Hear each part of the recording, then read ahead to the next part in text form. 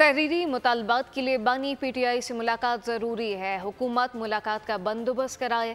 Barrister Ali Zafar का कहना है कि मुज़ाकरात से जारी ना रहे तो कुछ भी हो सकता है। शुबली फराज ने कहा कि बानी की बात अपनी जगह तक, लेकिन पेशरफ होगी। पाकिस्तान माशी तौर पर आगे नहीं बढ़ सकता, केसेस का सामना करेंगे। मुज़ाकरात तो जारी नहीं रह सकते जब तक मुलाकात नहीं होगी। मुलाकात एक कंडीशन इसलिए है और इसमें कोई ऐसी नाजायज़ बात नहीं। बात यह है कि हुकूमत ने तहरीरी तौर पे मांगा है कि आप तहरीरी तौर पे अपनी डिमांड्स दें।